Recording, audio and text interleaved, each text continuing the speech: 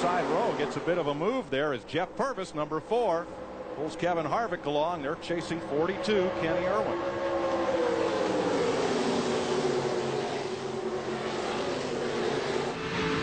From Kenny Irwin's car. I've watched Kenny Irwin run here. He started in the Winston Cup race in the very back of the field and drove his car all the way up to 3rd spot in the 500 last year. He is really good. Here he comes. Matt Kenseth on the bottom, takes it away from Hornaday, and look at all the help he has. Kenny Irwin follows him right through on the inside, but now Hornaday has someone coming up on his rear bumper that might be able to help him a little bit. We'll see how it shakes out as they go into turn 3.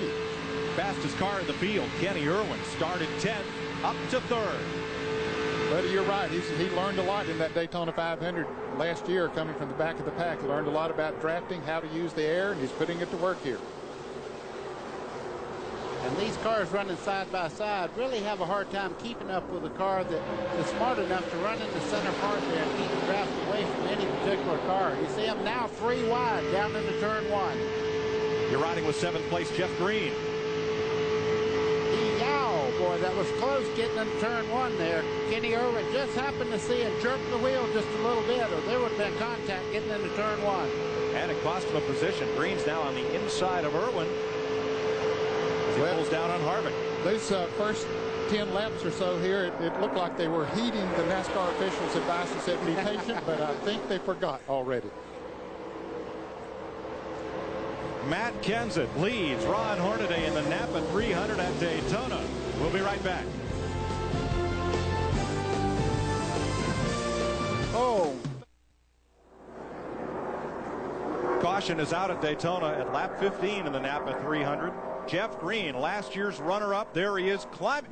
He's already got his cap on. Wow. After flipping that car at 190 miles an hour, he's got his sponsor cap on and walking away. I guess he's all right. Boy, that just tells you how well these cars are built, and the roll cage did its job because he turned over several times down the front straightaway. Hat rack made out okay, too. Finished 2nd in this race last year, 2nd in the point standings. There's Kelly Denton's car, number 75. He was involved. Kelly is okay, surveying the damage. Jason Jarrett was one of the cars involved. Also Phil Parsons, Wayne Grubb. And Jason Jarrett drove away from the accident. He spun out. I don't think he hit anything hard. It's the Pamico Chevy of Mike Skinner. And he says he can't turn the car. He tells the crew, so he's going to take it behind the wall. One more car there against the wall. A view blocked by the safety truck. I believe that's the 83 of Wayne Grubb. And yeah, he's okay. He's out checking the damage, see if he can fix it if they take him back into the garage area. But this is very important to finish. It's a points race. Even though you tear your car up, you try to get back in the action if you possibly can. They're pushing Mike Skinner, the Lowe's onboard camera, in Skinner's car.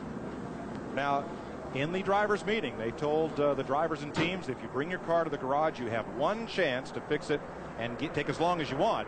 But when you bring that car back onto the speedway, if it's not able to run at competitive speed, the next trip to the garage, the last one for the day, you'd have to park it. So you see members of Skinner's crew going to work. Let's see what happened here. Coming through the tri-oval.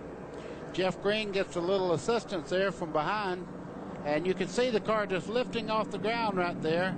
It rolls several times here, but you notice the part that he's in does not really hit the racetrack. It rolled on the nose and then settled down on the racetrack. The flaps did their job. They have flaps in the roof of these cars to keep them from flying and just keep on flying. It dropped right down. Tim Fedowa was one of those who went spinning. Pit stops. The order of the day for most of the teams. Bob Evans' team, that's Randy LaJoie's car, in the pits and at work, running around there with the jack. Robert Larkin. Just about everybody has pitted. Finishing up on LaJoie. And there's 59, Phil Parsons. McLaughlin comes out. His wife, Katie, due to give birth any day, maybe any hour now. Oh, you see Casey Atwood was backing up there, almost making contact with the car coming out of the pits. Atwood gets away okay. We saw Fedowa in the pit. He was able to drive back in after a long slide through the grass. There's a little cosmetic damage on Phil Parsons and Jason Jarrett. 11, you see the 10 car of Jeff Green. Here we see Phil Parsons in the pits. You know, Ned, that looked like a nasty wreck fixing to happen and when the car went up in the air, but it come down just as quick as it went up. So that tells you the roof flaps really employed and put that car back on the racing surface. Somebody got into the back of Jeff Green. I think I'd have to see one more replay to be positive about who that might have been. But you see there's damage here to several cars. So here's Jeff Green. And see as they come up on him here. Okay, they're just now coming in the dogleg. Right here, they make contact. You can see him getting sideways right there. Now watch the car just lift right off the ground about here and starts to fly. I can tell you those cars on the outside, they're going, let me get by, and everybody missed him as he slides across there. Look at Fidoa just shoot right through all that traffic to the infield grass without getting hit. I believe the car that made contact was Bobby Hamilton Jr., number 26. And it looked to me as if Hamilton was as low on the racetrack as he could be. There's his white car. He's right down against the white line. It looked like Green might have come down a little bit as he went through the trial. Well, and at that place, the car is very, very light. And you could, if you could physically get your hand out the window, you could make a car slide by just touching it with your hand. That's how light they are in that area of the racetrack. The luckiest fellow in Daytona right then was Tim Fidoa, because he locked the car down and cut it left and came all the way across without incident. Let's ride with Jeff Green.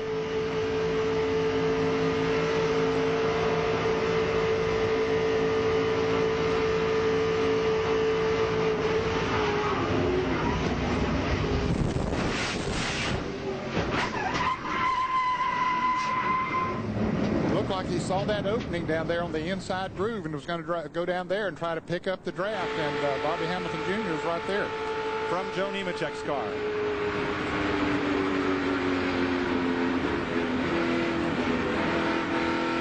Said, boy, I was glad to get through that.